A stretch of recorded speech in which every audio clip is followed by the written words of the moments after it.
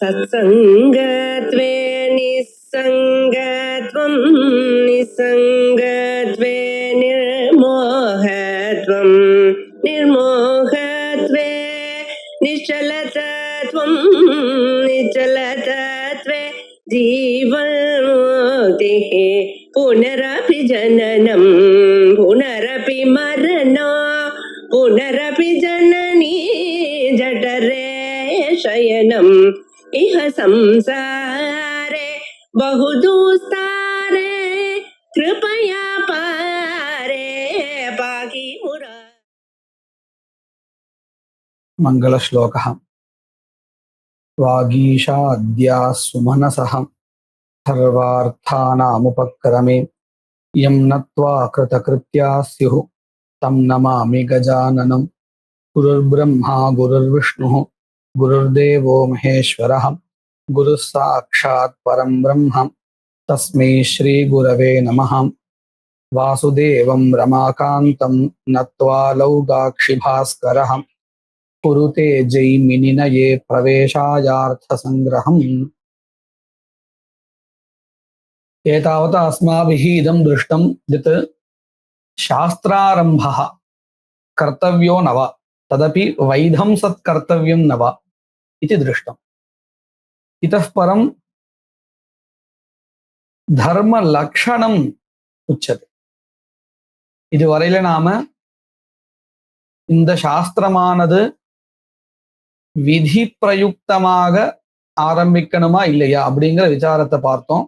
இப்போ தர்மம்னா என்னது, அதனுடைய ஸ்வரூபம் என்னது, அதனுடைய லட்சணம் என்னது அப்படிங்கிறத சொல்ல போறா. ஏன்னா மானாதீனா மேய சித்தி அப்படின்னு ஒண்ணு கேள்விப்பட்டிருப்போம் இல்லையா? அப்படின்னா என்னது? பிரமேயமானது எப்போ சித்திக்கும்னு கேட்டா பிரமாணம் ஒண்ணு இருந்தா தான்.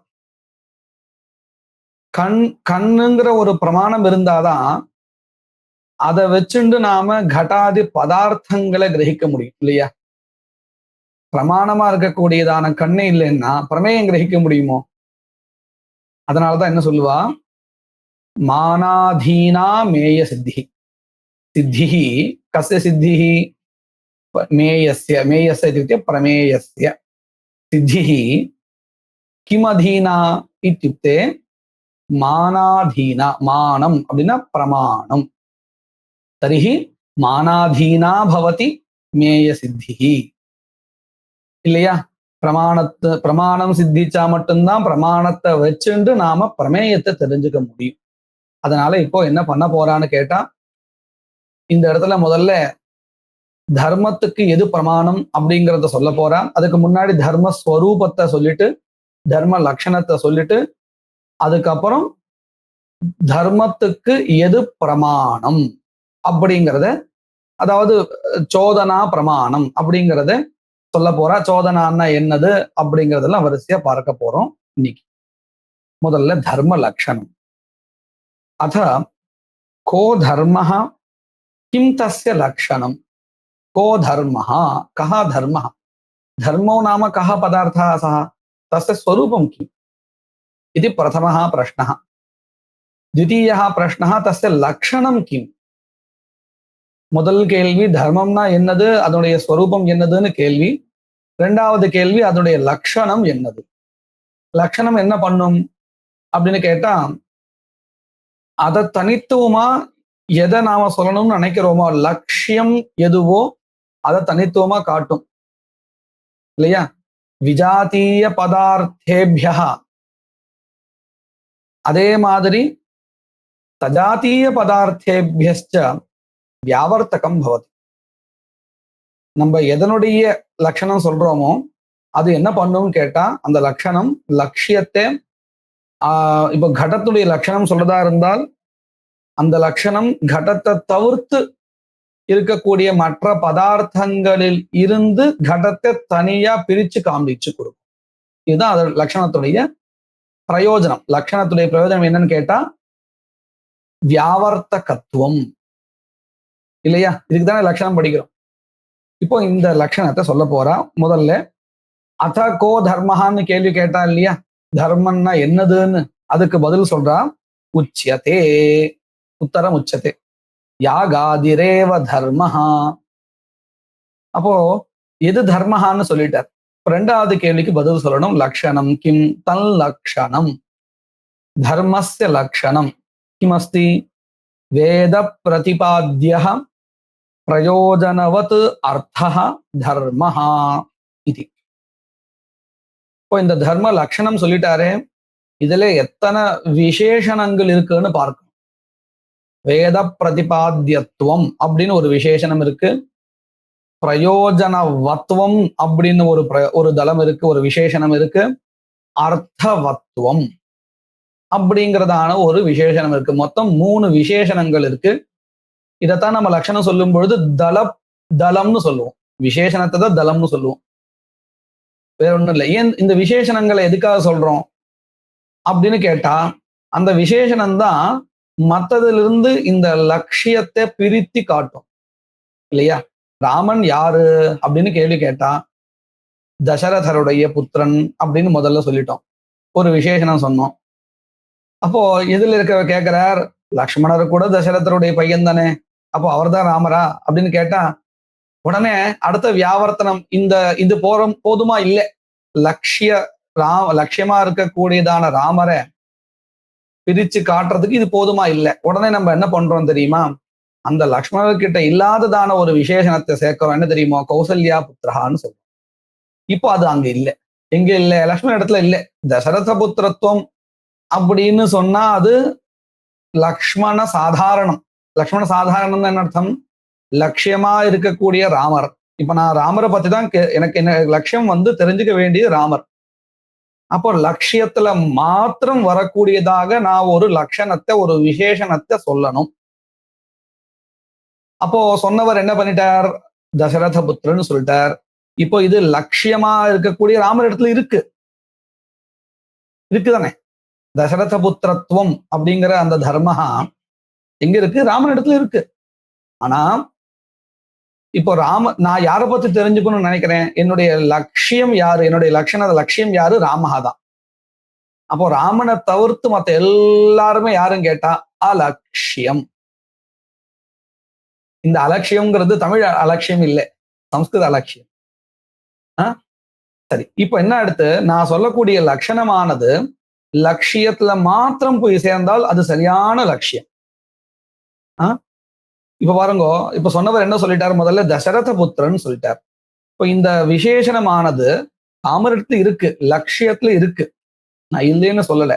ஆனால் அலட்சியமா இருக்கக்கூடிய பரதன், லக்ஷ்மணன், சத்ருகன் அங்கேயும் இருக்கு. அப்போ இந்த லட்சணம் எப்பேற்பட்டதா இருக்கு?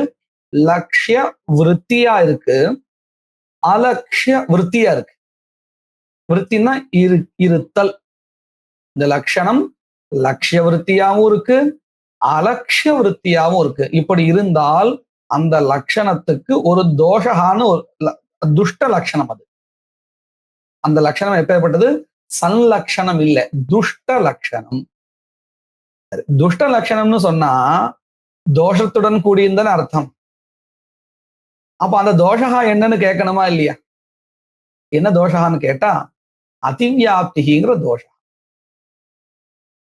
சரியா? அதிவியாப்திங்கிற தோஷம். அப்போ அதிவியாப்தி தோஷா எப்போ சொல்றோம்? லட்சியத்திலையும் அந்த சொல்லக்கூடிய லட்சணம் இருந்து அலட்சியத்திலையும் இருந்தால் அந்த தோஷத்துக்கு அதிவியாப்தின்னு பேரு. அந்த தோஷத்துடன் கூடிய லட்சணம் அதிவியாப்தம். சரியா? இது ஒண்ணு. இப்ப பாருங்க, நான் இப்போ இன்னொன்னு சொல்றேன். ராமர் யாருன்னு நான் கேள்வி கேட்டிருக்கேன். எதிரில் இருக்கவர் சொல்றார் கைகேயினுடைய புத்திரஹா, ஔரச புத்திரஹா. அதாவது நான் சொல்றது அவரோட சித்திங்கிறதுனால பையங்கிற உறவு வரலாம். நான் சொல்ல அவர் வயிற்றிலிருந்து வந்ததா இருக்கணும், கர்ப்ப பிரசூத்தியா இருக்கணும். அந்த மாதிரி அர்த்தத்துல நினைச்சிருந்து எதிரில் இருக்கிறவர் சொல்றார் ராமர் யாருன்னு கேட்டதுக்கு கைகேயினுடைய புத்திரன். இப்போ நம்ம லட்சியம் யாரு? ராமஹா. சொன்ன லட்சணம் என்னது அப்படின்னு கேட்டா கைகேயி புத்திரத்துவம். அது லட்சியத்துல கொஞ்சம் கூட எங்கேயுமே இல்லை, ஒரு இடத்துலயும் இல்லை. அப்போ இதுக்கு என்ன பேருன்னு கேட்டா அசம்பவா. இந்த தோஷத்துக்கு என்ன பேரு? எப்படி அதிவியாப்தின்னு ஒரு தோஷம் சொன்னோமோ அதை போல இங்க அசம்பவஹா, எங்கேயுமே இல்லை, லட்சியத்துல ஒரு இடத்துலயும் இல்லை.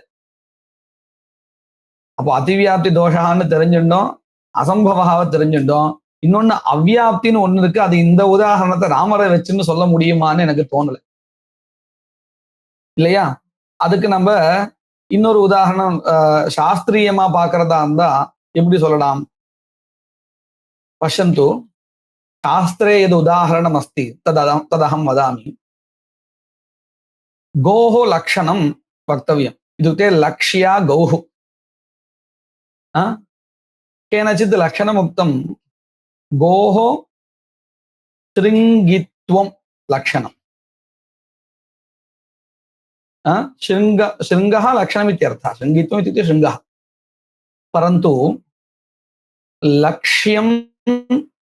लक्ष्ये अस्माकं गौः वर्तते, तत्र शृङ्गित्वम् अस्ति इति कृत्वा लक्षणसमन्वयः भवति, परन्तु अलक्ष्ये अजादिषु अपि शृङ्गित्वं वर्तते, महिषादिषु अपि वर्तते। तर्हि शृङ्गित्वरूपं लक्षणं लक्ष्यवृत्ति एवम् अलक्ष्यवृत्ति च। तर्हि अत्र कः दोषः भवति? अतिव्याप्तिर्दोषः, अतिव्याप्तिरूपदोषः। एवमेव गोः लक्षणं किम् इति पृष्टे तेन उक्तं कपिलत्वं। कपिलत्वम् इत्युक्ते तत्र वर्णयोः संकरः, न तु कश्चन विशिष्टः एकः वर्णः, नीलवर्णः श्वेतवर्णः इत्येवं रूपेण तयोः मिश्रणम् एकस्यां गवि अस्ति चेत् सा कपिला गौः इति। कपिलत्वं लक्षणम् उक्तं चेत् तत् किं भवति? एकस्यां गवि भवति, कस्यांचित् भवति, अथवा कासांचित् भवति, सर्वासु भवति इति वक्तुं न शक्यते। इत्युक्ते लक्ष्ये सर्वत्र भवति इति वक्तुं न शक्यते, लक्ष्यैकदेशे भवति। तर्हि अत्र अव्याप्तिः दोषः। इदं सर्वं लिखित्वा अपि स्थापयितुं शक्यते। लक्ष्यवृत्तित्वे सति अलक्ष्यवृत्तित्वम् अतिव्याप्तेः लक्षणम्। लक्ष्यवृत्तित्वे सति लक्ष्यैकदेश अवृत्तित्वम् अव्याप्ति। लक्ष्यवृत्तित्वे सति लक्ष्यैकदेश अवृत्तित्वम् अव्याप्ति। लक्ष्यमात्र अवृत्तित्वम् गोः एकशफवत्वं लक्षणम् इति शास्त्रे उच्यते। एकशफवत्वம் அப்படின்னா என்ன தெரியுமோ? ரெண்டு குழம்புன்னு சொல்லுவா. குழம்பு, குழம்பு இல்ல, குழம்பு ரெண்டு இப்படி இருக்கும். அது குதிரைக்கு தான் இருக்கும், பசுமாட்டுக்கு ஒண்ணுதான் இருக்கும். ஏகசபவ த்விசபவத்துவம் தான் இருக்கும், ஏகசபவத்துவம் இருக்காது. குதிரைக்கு தான் ஏகசபவத்துவம். ஒரேடி அப்படி ரவுண்டா அப்படி யூ ஷேப்ல இருக்கும் குதிரைக்கு, இல்லையா? பசுமாட்டுக்கு அப்படி இருக்காது. அப்போ ஏகசபவத்துவம் லக்ஷணம் உக்தம் சேத் तत् गवि नास्ति एव, गोत्वावच्छिन्ने कुत्रापि नास्ति, असम्भवः दोषः। सम्यक् अस्ति? अधुना सम्यक् अवगतम्? एतादृश दोषत्रयरहितः यः धर्मः अस्ति तदेव लक्षणम्। संशयः अस्ति वा? तत्र अतिव्याप्तिக்கும் அவ்வியாப்திக்கும் என்ன வித்தியாசம்? இன்னும் கொஞ்சம் இதுவா இருக்கு. நான் தமிழ்ல சொல்லிடுறேன், அப்போ மற்றவங்களுக்கு உபயோகமா இருக்கும்னு நினைக்கிறேன். சரி. ஒரு லட்சணம் நாம சொல்றோம்னு சொன்னா அந்த லட்சணம் எப்பேற்பட்டதா இருக்கணும்னு கேட்டால் 3 தோஷங்கள் இல்லாமல் இருக்கணும். என்னென்ன 3 தோஷங்கள்னு கேட்டா, அதிவியாப்திங்கிற ஒரு தோஷா, அவ்வியாப்திங்கிற ஒரு தோஷா, அசம்பவகாங்கிற ஒரு தோஷா. இது சாஸ்திரத்துல நம்ம ரொம்ப அதிகப்படியா உதாரணமா எடுத்துக்கிற இடம் என்னன்னு கேட்டா, பசுமாடுடைய லட்சணம் என்ன? ஒருத்தன் பசுமாடை தெரிஞ்சுக்கணும் ஆசைப்படுறான், அதனுடைய லட்சணம் என்ன, டெபினேஷன் என்ன அப்படின்னு கேட்கிறான். அதுக்கு ஒருத்தர் சொல்றார், கொம்பு இருக்கு இல்லையா, இந்த கொம்பு தான் லட்சணம் அப்படின்னு சொல்றார். இப்ப நமக்கு லட்சியம் எது? நம்ம எதனுடைய லட்சணம் சொல்ல வந்தோமோ அதுதான் லட்சியம். அப்படி பார்த்தால் இந்த இடத்துல லட்சியம் பசுமாடு. இந்த கொம்புங்கிறது பசுமாடு கிட்ட இருக்கு, அதாவது லட்சியத்துல இருக்கு. ஆனா லட்சணம் நாம எப்பேற்பட்டதா சொல்லணும்னு கேட்டா அது லட்சியத்துல மட்டும் இருக்கிறதா சொல்லணும். லட்சியத்திலையும் இருந்து அலட்சியத்திலையும் இருக்கிறதா சொல்லக்கூடாது. இப்போ லட்சியம் எதுன்னு சொன்னோம்? பசுமாடு. அலட்சியம் எதுன்னா அதை தவிர்த்து மற்ற அத்தனையுமே அலட்சியம்தான், லட்சணம் இல்லைன்னு அர்த்தம். அப்படி பார்த்தால் இப்ப சொன்ன இந்த கொம்புன்னு சொன்னோமே, கொம்பு இருக்கக்கூடியது பசுமாடுன்னு, அந்த கொம்புங்கிற லட்சணம் லட்சியத்துல இருக்கு, ஆனா அலட்சியத்திலயும் இருக்கு. என்ன, எருமாடு கிட்ட இருக்கு, ஆடு கிட்ட இருக்கு, இப்படி பலது, மான் கிட்ட இருக்கு. இதெல்லாம் லட்சியம் இல்லையே. நம்ம எதனுடைய லட்சணம் சொல்ல வந்தோம்? பசுனுடைய லட்சணம் தான் சொல்ல வந்தோம். அப்போ இந்த சொல்லப்பட்ட லட்சணம் எப்பேற்பட்டதா இருக்குன்னு கேட்டா லட்சியத்திலும் இருக்கு, அலட்சியத்திலும் இருக்கு.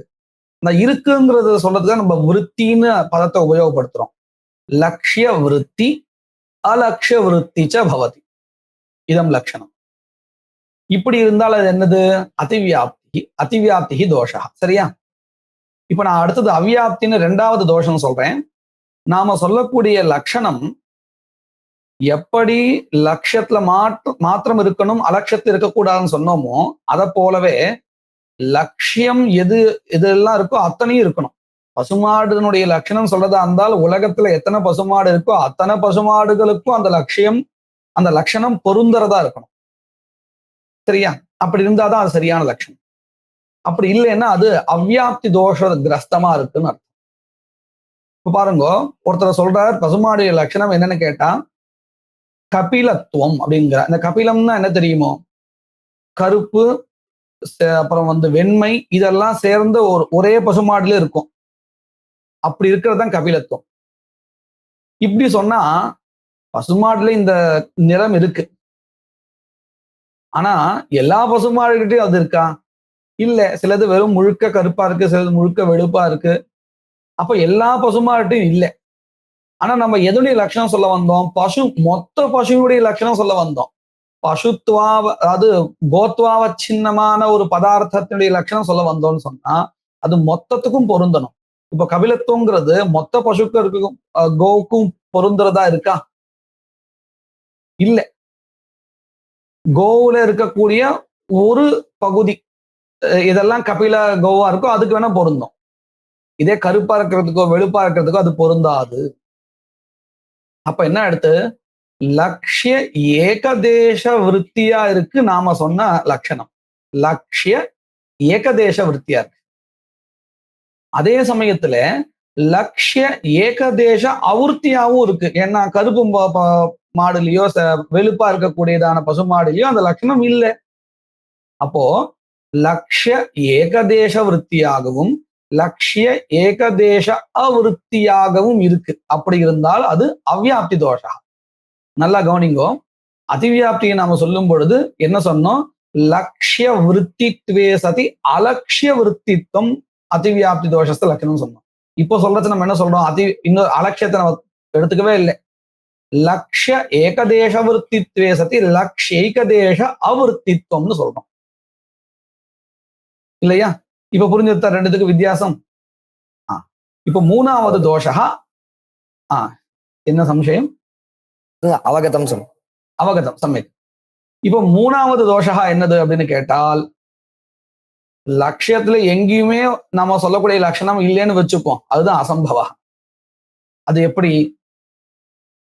கோஹோ ஏக சபவத்துவம் லட்சணம் அப்படின்னு ஒருத்தர் சொல்றாரு. அப்படின்னா என்னது? ஏக சபவத்துவம்னா இந்த குதிரைக்கு நம்ம பார்த்தோம்னா காலு கீழே இப்படி யூ ஷேப்ல இப்படி ஒண்ணு இருக்கும், அதுதான் குழம்புன்னு சொல்றோம் நம்ம. அதுக்கு என்ன பேரு? ஏக ஷபஹ. ஒரே ரவுண்டு தான் இருக்கும். கேப் நீங்க பார்த்தீங்கன்னா யூ மாதிரி இருக்கும், இந்த கீழே மட்டும் ஒரே ஒரு கேப் இருக்கும். இவ்வளவுதான் இருக்கும் குதிரைக்கு. ஆனா பசுமாடுக்கு பார்த்தா எப்படி தெரியுமோ? இந்த பிராக்கெட் போடுற மாதிரி இருக்கும். இப்படி ஒண்ணு இருக்கும், இப்படி ஒண்ணு இருக்கும், 2 இருக்கும். நம்ம எப்படி ஒரு பிராக்கெட் போடுறோம்ல எழுதி வச்சேன், அந்த மாதிரி 2 சைட்ல இருக்கும் பசுமாடினுடைய கால் பார்த்தோம்னா. அது திவிஷபவத்துவம். இந்த திவிஷபவத்துவம் எதுக்கு இருக்குன்னு கேட்டா பசுவுக்கு தான் இருக்கு. ஏகசபவத்துவம் எதுக்கு இருக்கு? குதிரைக்கு தான் இருக்கு. ஆனா விபரீதமா ஒருத்தர் சொல்றார், பசுவுடைய லட்சணம் என்னன்னு கேட்டா ஏகசபவத்துவம். பசுமாடு ஜாதியில எங்கேயுமே கிடையாது. பசுமாடு நான் சொல்றது கோஹோ. பசுன்னு சமஸ்கிருத பதம் வந்து எல்லா பசுக்களையும் சொல்றது, நான் அதை மனசை வச்சு சொல்ல, தமிழ் பசுவை சொல்றேன், கௌஹுன்னு. சரியா? அப்போ இந்த கோவுல எங்கேயுமே என்ன இல்லை, ஏகசபவத்துவம் கிடையாது. அப்போ லட்சிய மாத்திர அவர்த்தித்வம், மாத்திரம்னா தார்த்ஸ்யார்த்தே சம்பூர்ணே லட்சியம் யத் பவதி தத்ர சர்வத்திர நாஸ்தி இத்யர்த்தः. லட்சிய மாத்திர அவர்த்தித்வம் அசம்பவா. அப்படி இந்த 3 தோஷங்கள் சொல்லப்பட்டிருக்கு. இந்த 3 தோஷங்கள் இல்லாமல் இருக்கக்கூடிய லட்சணம் எதுவோ அதுதான் சன்லக்ஷணம். இப்ப நாம எதுக்காக இதை பார்த்தோம் அப்படின்னு கேட்டா, லட்சணம்னா என்னன்னு தெரிஞ்சுட்டாதான் மேற்கொண்டு இந்த லட்சணம் சரியா இருக்கான்னு பார்த்துக்க முடியும். இன்னொன்னு, இந்த லட்சணத்துல ஒவ்வொரு விசேஷனம் சேர்த்துட்டே வரா இல்லையா? இப்ப நம்ம பார்த்ததுல 3 விசேஷணங்கள் பார்த்தோம். ஏன் அந்த விசேஷணத்தை போடுறா அப்படின்னு கேட்டா, அந்த விசேஷனம் இல்லைன்னா இந்த 3த்துல ஏதோ ஒரு தோஷம் வந்துட்டே இருக்கும். எப்படிங்கிறத நம்ம முதல்லயே பார்த்தோம். ராமன்னா யாருன்னு கேட்டா தசரத புத்திரர் அப்படின்னு சொன்ன உடனே என்ன தோஷம் வந்தது? தசரத புத்திரனா எந்த 4 பேர் இருக்கா, 4 பேர்ல யாருன்னு என்ன தோஷம் வந்தது? அதிவியாப்தி தோஷா வந்தது. இப்போ நான் அதை வாரணம் பண்றதுக்காக, அந்த தோஷத்தை போக்குறது, வாரணம்னா போக்குறதுன்னு அர்த்தம். போக்குறதுக்காக நான் என்ன பண்ணினேன் அப்படின்னு கேட்டால், தசரத புத்திரத்வே சதி கௌசல்யா புத்திரத்துவம், தசரதர் புத்திராக இருந்து கௌசல்யா புத்திரத்துவம், இப்படி சொன்னா சரியா போச்சு, ஒன்னும் தோஷம் கிடையாது. இப்ப எங்கேயாவது அதிவியாப்தி வந்ததோ? இப்போ நான் என்ன பண்ணினேன்னு கேட்டா, இந்த முன்னாடி வந்த அதிவியாப்தி வாரணம் பண்றதுக்காக ஒரு விசேஷணத்தை சேர்க்கிறேன். அப்போ ஒவ்வொரு விசேஷணத்தையும் சேர்க்கும் பொழுது அந்த விசேஷணத்துக்கு ஏதோ ஒரு பிரயோஜனம் இருக்குன்னு அர்த்தம் இல்லையா? வாஸ்தவிகத்துல இப்ப நான் உதாரணத்துக்காக இதை சொன்னேன். இந்த இடத்துல கௌசல்யா புத்திரத்துவம்னு சொன்னாலே போதும், லட்சணம் நல்லா வந்துடும்.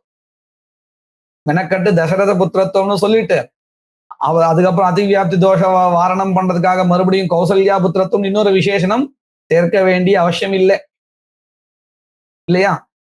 ஆனா எதுக்காக சொன்னேன்னா, ஜஸ்ட் புரியறதுக்காக நமக்கு ஒரு லட்சணம் சொல்லும் பொழுது விசேஷணங்களை ஏன் சேர்க்கிறோம் அப்படின்னு கேட்டா, ஏதோ ஒரு தோஷா வருது, அந்த தோஷத்தை வாரணம் பண்றதுக்காக நாம ஒரு விசேஷணத்தை சேர்க்கிறோம். அந்த விசேஷணத்தை ஏன் சேர்க்கிறோம்னு நாம ஒரு விளக்கம் கொடுப்போம் இல்லையா? அந்த விளக்கத்தை தான் தல பிரயோஜனம்னு சொல்லிட்டு இருப்போம். தல பிரயோஜனம் என்ன சொல்லு அப்படின்னு சொல்றோம் இல்லையா? அப்படின்னு என்ன அர்த்தம்? இந்த விசேஷணத்தை நீ சேர்த்திருக்கியே, அதனுடைய பிரயோஜனம் என்ன அப்படிங்கிறதுல தாற்பயம். சரி, இப்போ நாம பார்த்துட்டு இருக்கிறது எதனுடைய லட்சணம் அப்படின்னு கேட்டா, தர்மத்தினுடைய லட்சணம். அப்போ இங்க லட்சியம் எது? லட்சியா எது? இங்க धर्मः एव लक्ष्यः। धर्मः एव लक्ष्यः तस्यैव लक्षणम् उच्यते। किं लक्षणं? वेद प्रतिपाद्यत्वे सति प्रयोजनवत्वे सति अर्थवत्वं धर्मस्य लक्षणम्। तर्हि अत्रापि दलप्रयोजनं वक्तव्यम्। दलप्रयोजनकथनावसरे कथम् अस्य दलस्य प्रयोजनवत्वम् अस्ति इति निरूप्यते इति चेत्, तं दलं निष्कास्य लक्षणं वयं पश्यामश्चेत् कश्चन दोषः सम्भवति वा इति ज्ञातव्यम्। यदि तं दलं निष्कासयामः तदानीं कश्चन दोषः भवेत्, तर्हि तादृशदोषवारणमेव दलस्य प्रयोजनम् இல்லையா? நம்ம இந்த லட்சணங்கள் சொல்லும் பொழுது இந்த தலம் எதுக்காக போட்டிருக்கா, இந்த விசேஷனம் ஏன் கொடுத்திருக்கா அப்படின்னு கேட்டால், அந்த தலத்தை எடுத்து பார்க்கணும். எடுத்து பார்த்தால் என்ன தோஷம் வருதுன்னு பார்க்கணும். இந்த தோஷம் வருதா, அப்ப அந்த விசேஷனை சேர்த்தா இந்த தோஷம் போறது இல்லையா? அப்ப இந்த தோஷத்தை போக்குறதா அந்த தலத்துடைய பிரயோஜனம். இதுதான் தல பிரயோஜனம் சொல்றோம். சரி, இங்க அப்படி என்ன இருக்குன்னு பார்த்தா, முதல்ல வேத பிரதிபாத்தியத்துவம் இருக்கா, இதுல இந்த கிரந்தப்படியே பார்க்கலாம். பிரயோஜனவத் அப்படிங்கிற ஒரு பதம் இருக்கு, ஒரு விசேஷம். இது எதுக்காக கொடுத்திருக்கா அப்படின்னு கேட்டா, இதை நீக்கிடுவோம்.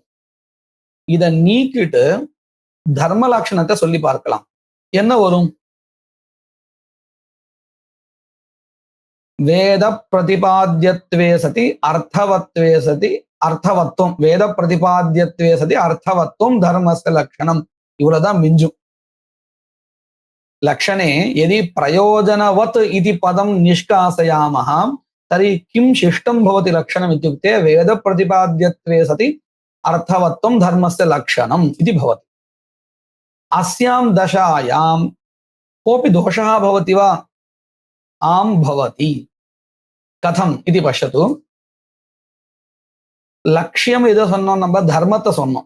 தர்மஹான்னு இந்த சாஸ்திரத்துல எதை சொல்றான்னு சொன்னா, நம்மளால அனுஷ்டிக்கப்படுகின்றதான யாகாதிகள், வேதத்தினால சொல்லப்பட்ட யாகாதிகள் தான் இங்க தர்மஹா. இதை நல்லா மனசுல வாங்கின்றணும். ஏன்னா மற்ற சாஸ்திரங்கள் பொறுத்த வரையிலே தர்மஹா எதுன்னு கேட்டா, நாம அனுஷ்டானம் பண்ணி அந்த அனுஷ்டானத்திலிருந்து வருகின்றதான புண்ணியம் பாபம்னு தமிழ்ல சொல்றோம் புரியறதுக்காக.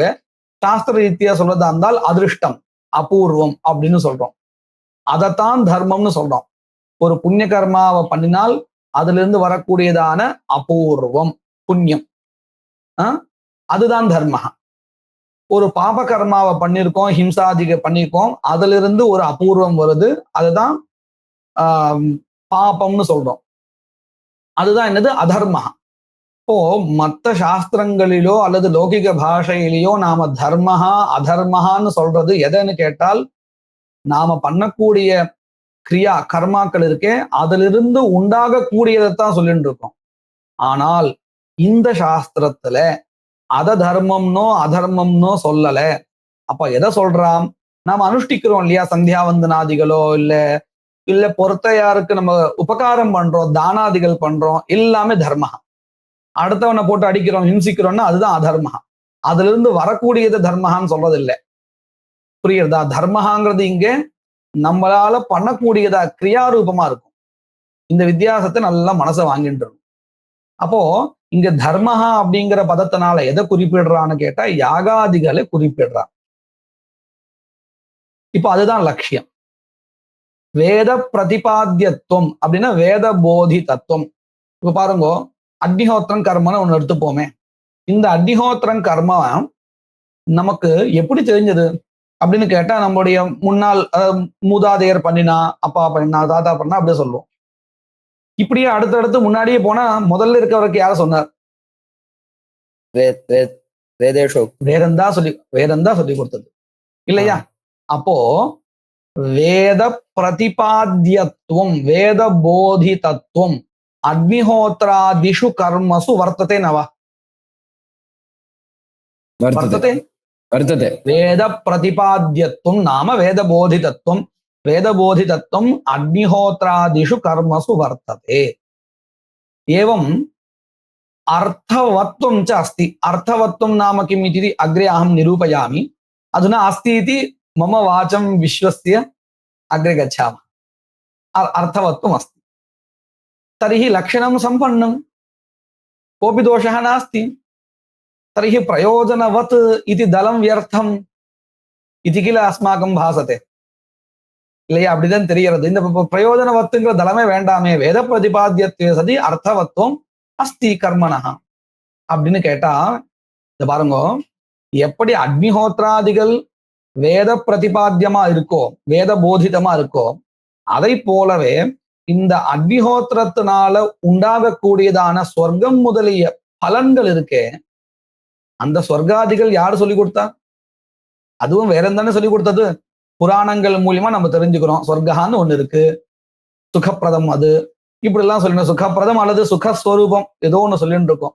ஆனா இதெல்லாம் எங்கிருந்து புராணங்கள்ல வந்தது? புராணங்களுக்கும் மூலம் வேதம் தானே. அப்போ வேதம்தான் சொர்க்காதிகளையும் சொல்லி கொடுத்தது. இப்போ வேதம்தான் அக்னிஹோத்ராதி கர்மாக்களையும் சொல்லி கொடுத்தது. வேதம்தான் சொர்க்காதிகளையும் சொல்லி கொடுத்தது. நம்மளுடைய லட்சியம் எது? இப்போ சொர்க்காதிகளும் லட்சியமா இல்ல அக்னிஹோத்திரம் முதலிய கர்மாக்கள் தான் லட்சியமா?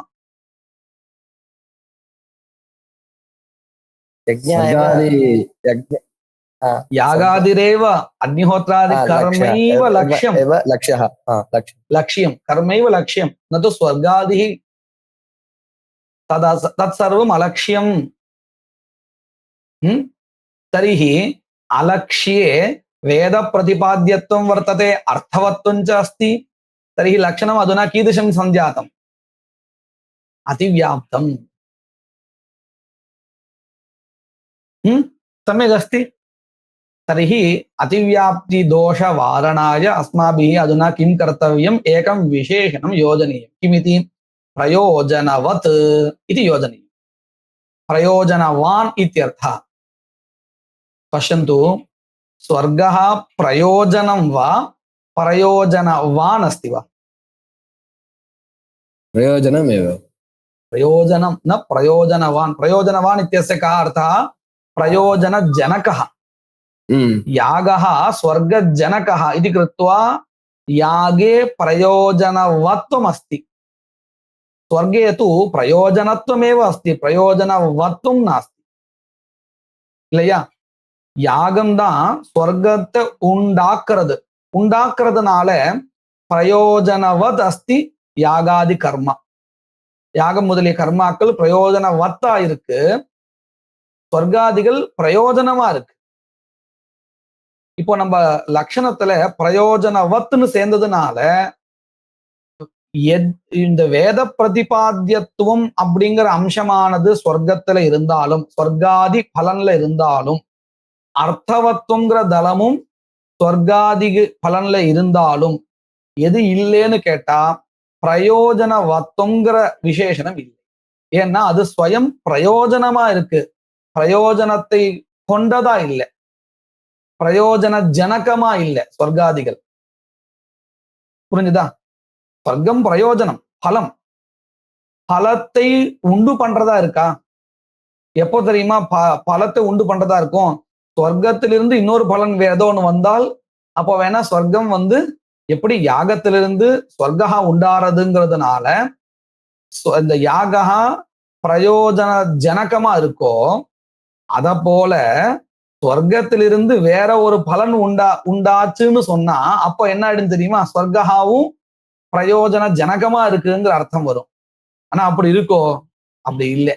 ஸ்வர்கா தான் பிரயோஜனமா இருக்கு, அது பிரயோஜன ஜனகமா இல்லை, பிரயோஜன வத்தா இல்லை இல்லையா? அப்போ இந்த பிரயோஜன வத்தம் அப்படிங்கிற தலம் எங்க இல்லை? ஸ்வர்காதி பலன்ல இல்லை. சரியா போயிடுதா? இப்போ அதிவியாப்தி தோஷ வாரணமா எடுத்தா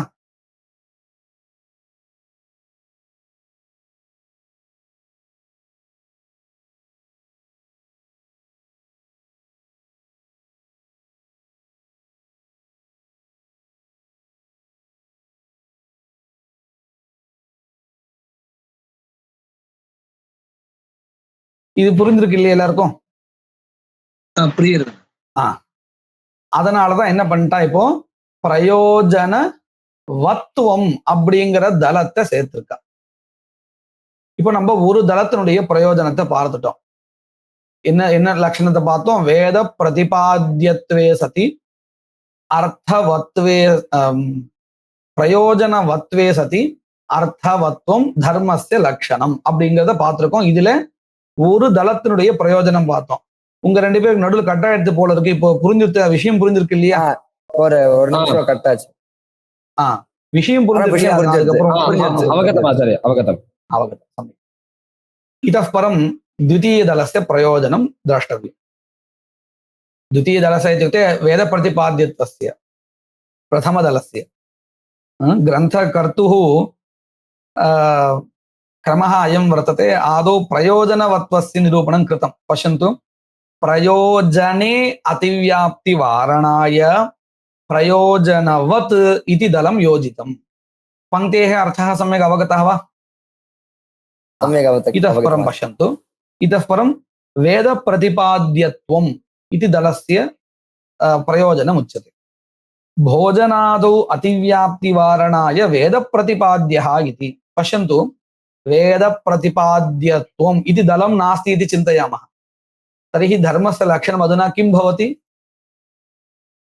प्रयोजनवत्वे सति अर्थवत्वम् इति भवति. भोजनादौ प्रयोजनवत्वं वर्तते, अर्थवत्वं च वर्तते. अर्थवत्वं नाम अधुना एवं किञ्चित् स्वीकर्तुं शक्यते, अनिष्ट अजनकम्. अर्थवत्वं नाम अनिष्ट अजनकम्. अर्थवत्वம் அப்படின்னா அனிஷ்டத்தை உண்டு பண்ணாதது அப்படின்னு வச்சுப்போம். அதாவது வேதத்தினால் சொல்லப்படுவதும் பிரயோஜனத்தை உடையதும் அனிஷ்டத்தை உண்டு பண்ணாததும் எதுவோ அது தர்மஹ அப்படின்னு 3 தலங்களுக்கும் தமிழுடைய விளக்கம். சரி, இப்போ இதுல நம்ம எந்த தளத்தை எடுத்துட்டோம்னு கேட்டா வேத பிரதிபாத்தியத்தை எடுத்துட்டோம். இப்போ லட்சணம் என்னவா இருக்கு? பிரயோஜனவத்வே சதி அர்த்தவத்துவம், பிரயோஜனத்தை கொண்டிருப்பதும் அனிஷ்டத்தை உண்டு பண்ணாததும் எதுவோ அதுதான் தர்மஹான்னு ஆச்சு. போஜனம் பண்றோம், இந்த போஜனத்தினுடைய பிரயோஜனம் என்னது? பசி போறது. நிவர்த்தி தேவா. போஜனம் பண்றதுனால ஏதாவது அனிஷ்டம் உண்டாறதா? நமக்கு அனிஷ்டம் உண்டாகல. அப்ப அர்த்தவத்துவமும் இருக்கு, பிரயோஜனம் திருப்தி அதை கொண்டதாகவும் இருக்கு. அப்போ போஜனாதவும் பிரயோஜனவத்துவம் வர்த்ததே ஏவம் அர்த்தவத்வஞ்ச வர்த்ததே இது கிருத்வா போஜனாதவ் அதிவியாப்தி. போஜனம் ஒரு தர்மஹான்னு சொல்ல முடியுமா? ஏன்னு கேட்டா தர்மஹாங்கிறது எப்பேற்பட்டதா இருக்கணும்? அஜ்ஞாத விஷயமா இருக்கணும் அது, இல்லையா? போஜனம்ங்கிறது நல்லா கவனிங்கோ. ஏன் போஜனம் கூட தர்மம் தானே, இது சாப்பிடக்கூடாது அதை சாப்பிடக்கூடாதுன்னு சொல்றாளே, அதுலயும் தர்மம் இருக்கா இல்லையா அப்படின்னு தோணும். நல்லா கவனிங்கோ. போஜனம் அது நமக்கே தெரியறது. இதுக்கு ஒரு வேதம் வேண்டாம், விதி வேண்டாம், இல்லையா? நல்லா கவனிங்கோ. போஜனம் நம்ம வேதம் சொல்லியோ விதி சொல்லியோ, அதான் விதி சொல்லியோ நம்ம பண்ணல, நமக்கே தெரியுது, லௌகிக பிரமாணத்தினாலே தெரியறது சாப்பிட்டால் பசி தீருங்கிறது. ஆனா இப்படி சாப்பிடணும், இதைத்தான் சாப்பிடணும் அப்படிங்கிறதுதான் நமக்கு தெரியாது. அது வேணா தர்மம் சொல்லலாம். உட்கார்ந்து சாப்பிடணும், பரிசேஷனம் பண்ணி சாப்பிடணும், எச்சல் பண்ணாம, இப்படி எல்லாம் ஒரு நியமங்கள் சொல்றோம் இல்லையா? இது நமக்கு தெரியாது. சாப்பிட்டா பசி தீருங்கிறது நமக்கு தெரியும், ஆனால் பரிசேஷனம் பண்ணாமல் சாப்பிட்டால் பாபம் வரும், இது நமக்கு தெரியுமா என்ன? அது வேற சொல்லி தரணும். அத மனசுல வாங்கிட்டு நமக்கு என்ன கேள்வி வருது? சாப்பாடும் வேதம் சொல்லி கொடுக்கறது, சாப்பாடு சாப்பிடணுங்கிறது வேதம் சொல்லி கொடுக்கல, அது நமக்கே தெரியறது. ஆனா எப்படி சாப்பிடணும், எப்படி சாப்பிட்டால் நமக்கு பாபம் வராது, எப்படி சாப்பிட்டால் சரி அப்படிங்கிறதான இந்த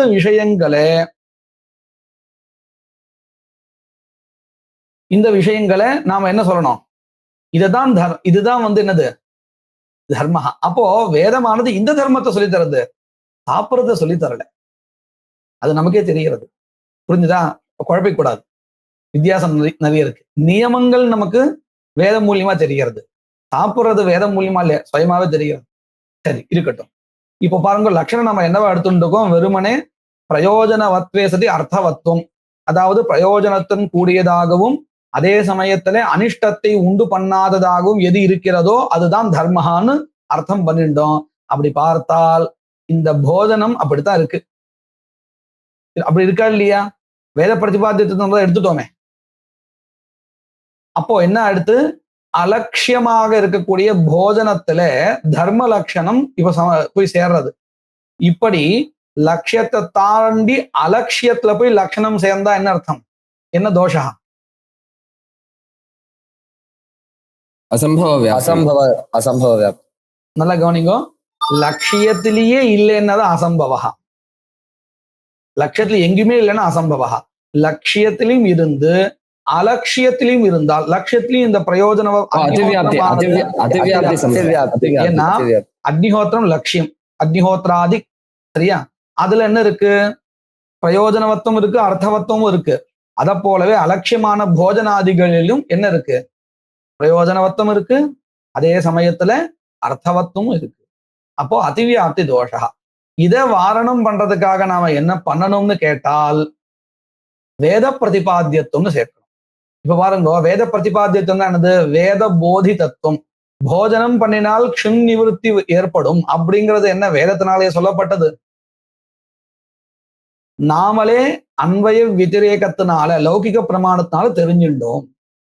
அப்போ போஜனாதிகள்ல பிரயோஜனவத்துவங்கிற தளம் இருக்கு, அர்த்தவத்துவங்கிற தளம் இருக்கு. ஆனால் வேத பிரதிபாத்தியத்துவங்கிற தளம் இருக்கோ? இல்ல. அப்ப என்னாச்சு? அதிவியாப்தி வாரணம் ஆயிடுத்து.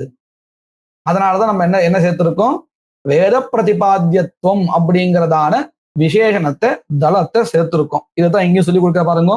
போஜனாதோ அதிவியாப்தி வாரணாய வேத பிரதிபாத்தியா இது தலம் யோஜிதம். சரி, இன்னும் ஒண்ணு பாக்கி, ஒரு தலம். என்னது? அர்த்தவத்துவம். அர்த்தவத்துவம்னா என்னது? பலவத் அனிஷ்ட அஜனகத்துவம் அனர்த்தா. பாருங்க, இப்ப நாம அக்னிஹோத்திரம் பண்றோம்னு வச்சுப்போம். அக்னிஹோத்திரம் முதலிய கர்மாக்களை பண்றோம். பண்ணினால் நமக்கு ஷரீர சிரமம் இருக்கு. அதே மாதிரி நம்ம அதுக்காக ரொம்ப மெனக்கடணும், திரவியங்கள் சம்பாதிக்கணும், இந்த மாதிரியான சிரமம் இருக்கு.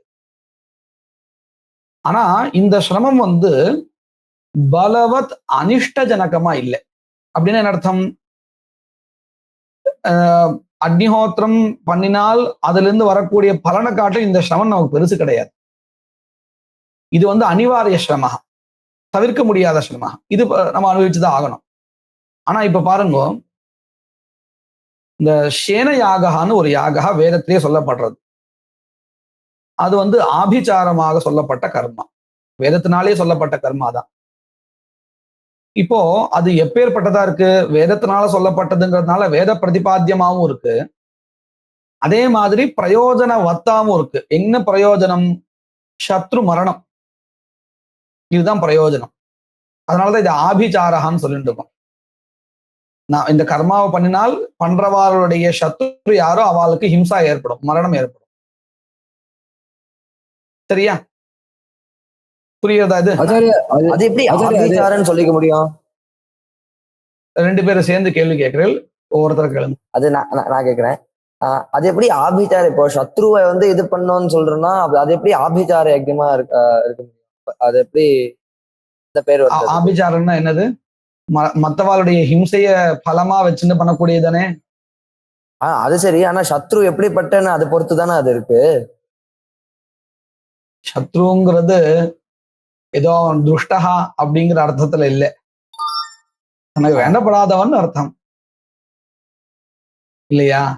அப்படி ஒருவேளை சத்ரு துஷ்டனா இருந்தாலும் கூட அவனுக்கு ஹிம்சை ஏற்படணுங்கிறது எனக்கு என்ன லட்சியமா என்ன? அவன் பண்ற தோஷத்துக்கு அவனுக்கு பாபம் கிடைக்க போறது அதை சுவாமி பார்த்துப்பாரு. அது என்னுடைய வேலையான்னு, அவனுக்கு ஏதாவது ஆகணும், அவனை சிக்ஷிக்கணும் அப்படிங்கிறது லௌகிகத்திலேயே நம்ம அப்படி நம்ம பண்ண கிடையாது. பக்கத்து வீட்டுக்காரர் ரொம்ப மோசமான ஒருத்தர், ரொம்ப துஷ்டகா கெட்டவர்னு தெரியும், அதுக்காக நான் 2 அடி அடிக்க முடியுமா என்ன? அந்த ஒரு யோகியதை நமக்கு கிடையாது. நம்ம கம்ப்ளைண்ட் பண்ணலாம், அது சட்டப்படி என்ன உண்டு அதான் பண்ணலாம். நமக்கு அந்த ரைட்ஸ் கிடையாது. அவன் துஷ்டனா இருந்தாலும் கிடையாது, ஹிம்சிக்க கூடாது இல்லையா? நான் சொல்ல லௌகிகத்திலேயே அப்படிதான் வச்சிருக்கோம். அதனால இது அப்படிதான். சரி, ஆனா இந்த சேன யாகத்துல அது சேன சித்தன் சின்வீத சுவர்க்க காமகா தானே இருக்கு. அது வேறு, அது வேறு. அந்த இது வேறு, அது வேறு, அது வேறு, அது வேறு. அது சயனம். அது ஓ சரி சரி. இது வேறு. அதனாலதான் மெனக்கட்டி இது ஆபிச்சார கர்மான்னு சொன்னேன். பிரசித்தமா நம்ம பாக்குறோம். இல்ல இல்ல இல்ல. யதாவை ஷேனோ நிபத்திய ஆதத்தே ஏவமயம் த்விஷந்தம் பிராத்ருவியம் நிபத்திய ஆதத்தேன்னு அர்த்தவாதங்கள் கூட இருக்கு. அதுக்கு வைரி மரண காமஹா சேனேன எஜேதான்னு இருக்கு. எப்படின்னா, இந்த கருடன் எப்படி தன்னுடைய இறைய போட்டு மேல பாஞ்சு கொண்டு வந்து சாப்பிட்டுடுமோ, அது போல இந்த கர்மாவை பண்ணினால் அந்த கர்மாவனுடைய பலன் அந்த சத்ருவை போய் அப்படி போய் பீடிக்குமா அப்படின்லாம் இருக்கு. அதனால அந்த கர்மா வேறு, இந்த கர்மா வேறு. வைரி மரண காமஹான்னே அது வாக்கியமே. வைரி மரண காமஹான்னு கிளிப்த வாக்கியமோ அல்லது ஸ்ரூயமான வாக்கியமா தெரியல, கிளிப்த வாக்கியம் நினைக்கிறேன், இருக்கட்டும். இந்த அர்த்தத்தை கொடுக்கறதா இருக்கு. வைரி மரண காமஹா சேனேன எஜேதா அப்படின்னு இருக்கு. சரி, இப்போ இந்த சேன யாகா வேதத்தினால சொல்லப்பட்டதா தான் இருக்கு, வேற எந்த பிரமாணத்தினாலும் தெரியல. அதே மாதிரி பிரயோஜனவத்தா இருக்கு. பிரயோஜனம் என்னது? சத்ரு மரணம். அந்த பிரயோஜனத்தை கொண்டதாகவும் இருக்கு. ஆனா அதுல இன்னொரு ஒரு தோஷகா உங்களுக்கு என்ன தெரியுமோ? பலவத் அனிஷ்டத்தை உண்டு பண்றது. பலவத் அனிஷ்டம் என்னது அப்படின்னு கேட்டா, இப்படி நாம மத்தவாருடைய ஹிம்சைக்காக பண்றோம் இல்லையா, அதனால நமக்கு நரகம் கிடைக்கும். பலவத் அனிஷ்ட ஜனகமா இருக்கு. அப்போ இது அனர்த்தமா இருக்கு, அர்த்தமா இல்லை. அர்த்தகான்னா என்னது? பலவத் அனிஷ்ட அஜனகத்துவம் அர்த்தவத்துவம். இப்ப அக்னிஹோத்திரங்கள் பண்றோமே, இது நமக்கு ஏதாவது இந்த கர்மா வந்து சொர்க்காதி பலனை உண்டு பண்ணுமே தவிர்த்து இந்த மாதிரி நரக்கம் முதலீதான பலவத்தா இருக்கக்கூடிய அனிஷ்டத்தை உண்டு பண்ணி கொடுக்கிறதா? இல்ல. பலவத் அனிஷ்ட அஜனகமா இருக்கு இல்லையா? எது? அக்னிஹோத்திரம் முதலிய கர்மாக்கள். அதனால அது அர்த்தவத். சரியா? ஆனா இந்த சொல்லப்பட்ட சேனாதிகள் எப்படி இருக்கு? வேத பிரதிபாத்தியமா இருந்தாலும் பிரயோஜனவத்தா இருந்தாலும் அதுக்கப்புறம் என்ன ஆகுது தெரியுமோ? பலவத் அனிஷ்ட ஜனகமா இருக்கு. அஜனகம் இல்லை, ஜனகமா இருக்கு. இத நம்ம லௌகிக உதாரணம் பார்க்கறதா இருந்தா, டாக்டர் கிட்ட போறோம். டாக்டர் நம்ம வந்து என்ன பண்றார்? 2 விதமான மருந்து இருக்குன்னு சொல்றார். உங்களுக்கு வந்திருக்கக்கூடிய வியாதிக்கு 2 விதமான மருந்து இருக்கு. ஒண்ணு, பிரதிதினம் நீங்க ஊசி போட்டுக்கணும் 10 நாளைக்கு. 10 நாளைக்கு தொடர்ச்சியா நீங்க ஊசி போட்டுக்கணும். இன்னொரு வகை மருத்துவம் என்னதுன்னு கேட்டா, நீங்க ஊசியே போட்டுக்க வேண்டாம், ரொம்ப இத்திரூண்டு ஒரு மாத்திரை, அதை நீங்க சாப்பிட்டா போதும், சிரமப்படவே வேண்டாம். ஊசி குத்திட்டு தான் வலிக்கும், இதெல்லாம் சிரமப்படவே வேண்டாம். ஒரே ஒரு நாள் அந்த மாத்திரை போட்டுட்டா போதும், உங்க வியாதி சரியாயிடும். ஆனா அதுக்கப்புறம் உங்களுக்கு சைடு எஃபெக்ட் நிறைய வந்துடும். கிட்னி ஃபெயிலியர் ஆயிடும். இப்படி ஏதாவது ஒன்று பயமுறுத்துறான்னு வச்சுப்போம். இப்போ நாம எந்த வழியை தேர்ந்தெடுப்போம்? ரெண்டுமே மருத்துவம் தான், ரெண்டுமே டாக்டர் தான் பிரிஸ்கிரைப் பண்றாரு. இப்போ நம்ம எதை எடுத்துப்போம்? முதல் வழி. ஊசி வழி. முதல் வழி. 10 நாளுக்கு குத்திக்கணுமே இல்லையா? ஆனா அது காட்டிலும் அந்த சைடு எஃபெக்ட் வருது, அந்த அஜனகத்தம், அது இன்னும் பின்னாடி இன்னும் என்ன சொல்றோம்? இது வந்து அனிவாரியம். ஊசி குத்தினா வலிக்கும் தான் 10 நாளைக்கு குத்தும் போது. ஆனால் அது நமக்கு பின்னாடி எந்த ஒரு பலவத்தான, வெறும் இங்கேயும் நம்ம சிரமம் உண்டு. என்ன சொல்றது, அந்த குத்திக்கிறதுங்க ஒரு சிரமம் உண்டு, அது அனிவாரியம். அந்த சிரமத்தை நம்ம கணிக்க மாட்டோம், அதாவது அதை பெருசா எடுத்துக்க மாட்டோம் இல்லையா? அப்போ என்ன பண்றோம்? இந்த அனிவாரியமான சிரமத்தை பொறுத்துண்டாலும் பெரிய சிரமம் ஒண்ணும் இல்லையே, அதனால நம்ம இந்த வழியை தான் தேர்ந்தெடுப்போம். இதே இன்னொரு வழி, இது மாத்திரம் முழுங்கிறதுக்கு ஒரு சின்ன அந்த ஒரு க்ஷணம் மாத்திரம் சிரமம் தான், பெருசா இல்லை. ஆனா பின்னாடி பெரிய சிரமம் வரப்போறது, பலவத்தான ஒரு அனிஷ்டம் வரப்போறது. அதை மனசை வச்சு என்ன பண்ணுவோம்? அதை தவிர்த்துடுவோம். ஏன்னா அது பலவத் அனிஷ்ட ஜனகமா இருக்கு அந்த வழி. மாத்திரைங்கிற அந்த குட்டி மாத்திரை சாப்பிட்றதுங்க அந்த வழி பலவத் அனிஷ்ட ஜனகமா இருக்கு இல்லையா? இப்படித்தானே பண்ணுவோம் லோகத்துல. அதேதான் இங்கேயும். இப்போ அக்னிஹோத்திராதிகள் பண்ணும்போது சில சிரமங்கள் ஏற்படும், சரீர சிரமம், திரவிய சம்பாதன சிரமம் எல்லாம் இருக்கு.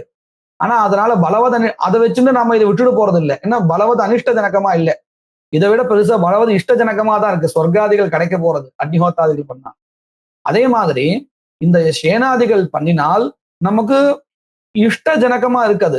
நமக்கு வேண்டியது என்னது? நமக்குன்னா யார் இதை அனுஷ்டானம் பண்றாலோ அவளுக்கு என்ன கிடைக்க போறது? வைரி மரணம் தேவையானது அது கிடைக்க போறது. ஆனால் வியாதி நிவர்த்தி ஆக போறது. ஆனா அதுக்கு அப்புறம் தான் பெருசா இருக்கு, பலவத் அனிஷ்ட ஜனகமா இருக்கு. அப்போ இந்த சேன யாகத்துல தர்ம லட்சணம் வரக்கூடாது. இப்போ அர்த்த பதத்தை எடுத்துட்டு நீங்க பாருங்க, வேத பிரதிபாத்தியத்துவ சதி பிரயோஜனவத்துவம் தர்மஸ்ய லட்சணம் இப்படின்னு சொன்னா இந்த 2 தலமும் சேனத்துல இருக்கா இல்லையா? இந்த சேன யாகத்துல வேத பிரதிபாத்தியத்துவ சதி பிரயோஜனவத்துவம், வேத பிரதிபாத்தியத்துவம் இருக்கு, வேதத்தினால்தான் சொல்லப்பட்டது, வேத போதிதத்துவம் இருக்கு. பிரயோஜனவத்வஞ்ச வர்த்ததே பிரயோஜனம் வைரி மரணம் ததஸ்தி. தரிஹி வேத பிரதிபாத்தியத்துவ சதி பிரயோஜனவத்வம் இதி லக்ஷணம் குத்ர அஸ்தி? அதர்மே சேனாதோ வர்த்ததே. சரியா? புரிஞ்சுதா? அந்த தோஷம் வாரணம் பண்றதுக்காக அலட்சியத்துல இந்த லட்சணம் போய் சேர்ந்ததுனால அதிவியாப்தி தோஷா வந்துருது. அதை வாரணம் பண்றதுக்காக என்ன பண்ணார்? அர்த்தவத்துவம்னு சேர்த்தார். அர்த்தவத்துவம் நாமக்கிம் பலவத் அனிஷ்ட அஜனகத்துவம். இப்ப சேனஹா வந்து வேத பிரதிபாத்தியமா இருக்கு, பிரயோஜனவத்தா இருக்கு, ஆனா பலவத் அனிஷ்ட அஜனகமா இருக்கோ? இல்ல. அப்போ லட்சணம் அங்க போய் சேரலன்னு சொன்னா நல்லது. அலட்சத்துல போய் லட்சணம் சேரக்கூடாது. தோஷ வாரணம் பண்ணியாச்சு. அப்போ சேனாதோ அதிவியாப்தி வாரணாய கிமுக்தம் அர்த்தவத்துவம் தலம் யோஜிதம். பாருங்க, இதுதான் பந்தியில சொல்றா. அனர்த்த பலகத்வாத், அனர்த்த பலத்தை கொண்ட அனர்த்தபூதே சேனாதோ கர்மணி அதிவியாப்தி வாரணாய அர்த்தஹா இதி. இல்லையா? இது அதர்மஹா அப்படிங்கிறது எப்படி தெரியுதுன்னு கேட்டா, பரஸ்யோத்சாதனார்த்தம் எது தத் தாமசம் உதாஹர்த்தம்னு சொல்லப்பட்டிருக்கு கீதையில. மத்தவாளுடைய உற்சாதனார்த்தம் ஹிம்சார்த்தம் யத் அனுஷ்டீயத்தே தத் தாமசம் கர்மான்னு நிந்திக்கப்பட்டிருக்கு. அதனால இது நிந்திக்கப்பட்ட கர்மா, கர்ஹிதம் கர்மா. அதனாலதான் இதை சிஷ்டால் அனுஷ்டிக்க மாட்டா. சரியா? இப்ப புரிஞ்சுட்டா? இப்போ தல பிரயோஜனம் மூணுத்துக்கும் சொல்லியாச்சு. லட்சணம் இப்போ சரியா இருக்கு இல்லையா? இதுதான் லட்சண விசாரா. இப்போ இதுல ஒரு சின்ன இதோட முடிஞ்சுடுத்து. இதுல நம்ம ஒரு சின்ன இந்த கிரந்தத்தை பொறுத்தவரையும் இந்த சேன யாகத்தை அதர்மகான்னு வச்சுண்டு அது லட்சியம் இல்லை அப்படின்னு வச்சுண்டு இவர் என்ன பண்ணிட்டார், இந்த சேனாதிகளை வாரணம் பண்றதுக்காக அர்த்தவத்துவம்னு சேர்த்தார். ஏன்னா மத்த கிரந்தத்துல என்ன பண்றான்னா அதுவும் கூட ஒரு தர்மஹா தான், ஆனா அது தாமச தர்மஹா. தர்மஹாவே இல்லைன்னா அது எப்படி தாமச தர்மத்தை கொண்டதா ஆகும் இல்லையா? அது ஒரு அதர்மஹா அப்படின்னு சொல்லியாச்சுன்னா அது தாமச தர்மஹான்னு எப்படி சொல்ல முடியும்? அப்ப அதுவும் தர்மஹா தான், ஆனா அது தாமச தர்மஹா, நிந்திக்கப்பட்டது, அதனால பண்ண வேண்டாம். அதனால மத்த கிரந்தக்காரெல்லாம் என்ன பண்றான்னு கேட்டா இந்த அர்த்தவத்துவங்கிற தளத்தை எடுத்துக்கிறது இல்லை. வேத பிரதிபாத்திய சதி பிரயோஜனவத்துவம் இதுவே போதும்னு சொல்றான். வித்தியாசம் புரிஞ்சிருக்கு இல்லையா? ஏன் வேண்டாம்னு சொல்றான்னா அவளுக்கு சேனயாகவும் தர்மஹான்னு எடுத்துக்கலாமே. தர்மஹான்னு எடுத்துனா எல்லாரும் பண்ணி ஆகணுமே, அதெல்லாம் பண்ண வேண்டாம். ஏன்னா எந்த மாதிரியான தர்மஹா பண்ண வேண்டியதுன்னா சாத்விகமானது. இந்த தாமசமான தர்மஹா அவசியம் பண்ணி ஆகணுங்கிறது கிடையாது. காமியம் வேற, அவசியம் பண்ணி ஆகணுங்கிறது தான் கிடையாது. இது நிந்திக்கப்பட்டதுங்கிறதுனாலேயே இதை தவிர்த்துடுவா. பலவதனிஷ்டா அனிஷ்ட ஜனகமா இருக்கிறதுனாலேயே இதை தவிர்த்துடுவாங்கிறதுனால இந்த அர்த்தவத்துவங்கிற தளம் வேண்டாம்னு ஒரு சில கிரந்தக்காரால் வச்சுட்டு இருக்க. இன்னொன்னு, இந்த சேனயாகா நேரடியா நரக்கத்தை உண்டு பண்றதா இல்லை. நல்லா கவனிங்கோ. சேனயாகத்தை பண்ணினால் பலன் என்னது? சத்ரு வதா, மரணம். அதுல இருந்துதான் நமக்கு நரக்கம் வருது, சேனயாகத்திலிருந்து வரல. அப்போ சேனயாகா பலவத் அனிஷ்ட ஜனகான்னு நம்ம எப்படி சொல்லணும்னா பரம்பரையா சொல்லிட்டு இருக்கோம். நேரடியா இது என்ன கிடையாது, பலவத் அனிஷ்ட ஜனகமா இல்லை. சேனயாகா பண்ணினாலேயே, சேனயாகம் பண்ணினா என்ன பலன் கிடைக்கும்? நரக்கமா? சத்ரு நாசகாதானே, சத்ரு நாசகாதானே. அப்போ நரகம் பலம் இல்லை. அப்போ நரகமானது உண்டாறது அப்படின்னு சொல்றோம். அது எதுல இருந்து? சத்ரு மரணத்தால வரக்கூடிய. அப்போ நேரடியா இந்த யாகத்தினுடைய பலன் இல்லை நரக்கம். அதனாலையும் இது அர்த்தவத்துவம் தளம்லாம் சொல்லி இதை வாரணம் பண்ண வேண்டாம்னு ஒரு சிலர். ஆனா இவரை பொறுத்தவரை எப்படி நினைக்கிறார், நேரடியா இல்லைனாலும் பரம்பரையா இதுதானே காரணம், சேனயாகாதான காரணம், இது ஒரு அனர்த்தா அப்படின்னு வச்சுட்டு இந்த கிரந்தக்காரர் போறார். இருக்கட்டும், எப்படியா இருந்தாலும் நமக்கு இந்த கிரந்தத்தை பொறுத்தவரையில நம்ம இந்த அர்த்தவத்துவ தளம் எதுக்காகன்னு நல்லா புரிஞ்சுக்கணும். இப்ப 3 தனங்களையும் சொல்லியாச்சு. இதோட இந்த லட்சணம் பூர்த்தி ஆறுது. நம்ம இன்னைக்கு இதோட நிறுத்திப்போம். இதுக்கப்புறம் நம்ம அடுத்த கிளாஸ்ல பார்க்கலாம். மங்கள ஸ்லோகா.